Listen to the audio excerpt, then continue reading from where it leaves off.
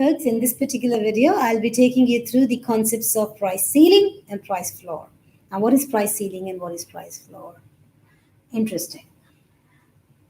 We have learned it that if the demand is inelastic, any decrease in price would mean a big decrease in the total revenue, right, in our earlier notes.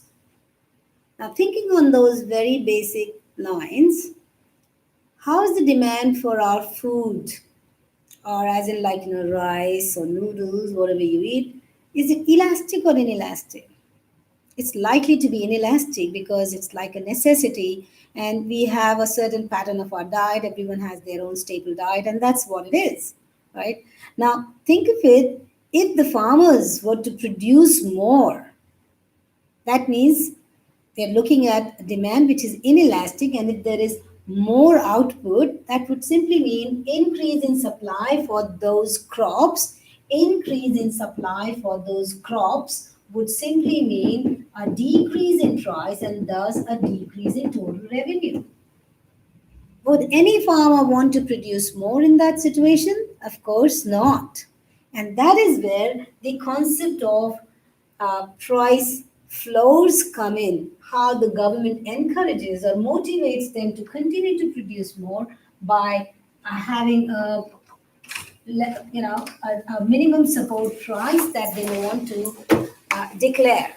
And that kind of a minimum support price that they declare is said to be price floor.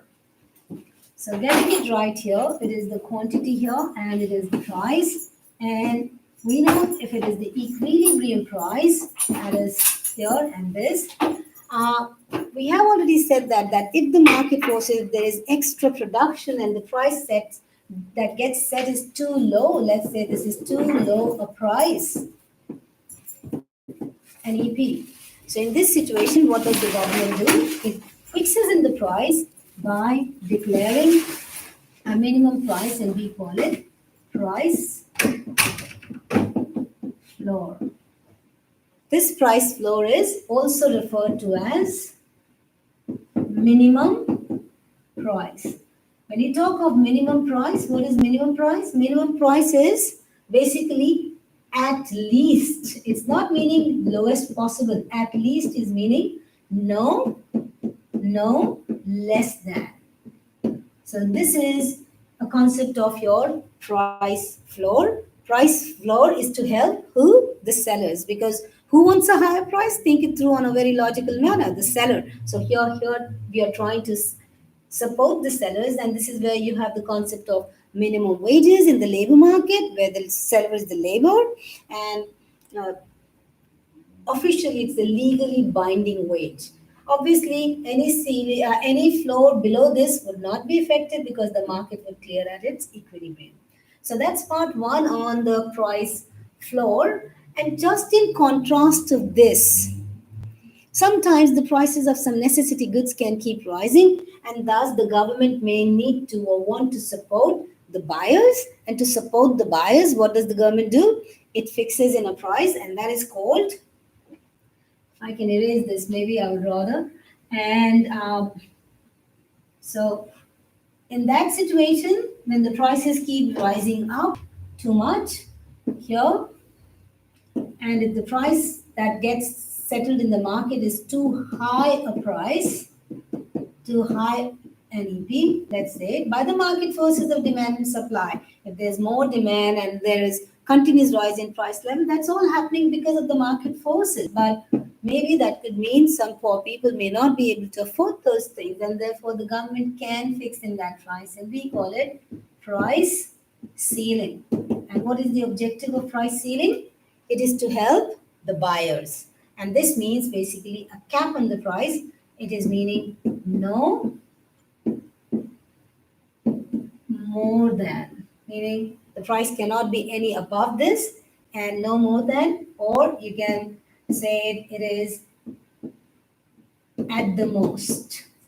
It is also called maximum price. A different terminology, but as long as you understand the idea that maximum price is like a cap a ceiling, and it is to help the buyers. And you can clearly see this ceiling is below the equilibrium, because if we're talking of supporting the buyers, what do the buyers want? They want a lower price, and that is what is a price ceiling.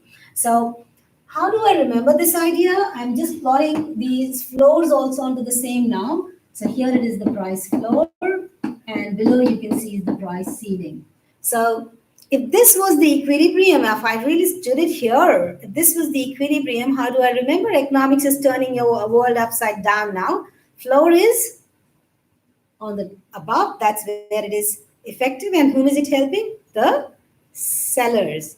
And price floor is above, but price ceiling is below the equilibrium, as you can see. So price ceiling is below the equilibrium, price floor is effective above the equilibrium. Floor is to help the sellers and ceiling is to help the buyers. However, they will have their own constraints, because if there is a ceiling, there will be a shortage. Whereas if there is a floor, there will be a surplus, or if it was in context of the minimum wages, it would mean more unemployment. End of the day, but this will all again depend on how much would be the impact, will depend on the relative elasticities of demand and supply in relation to the price. This is it for the price ceiling and floor. I'll take you through in my next video on the costs.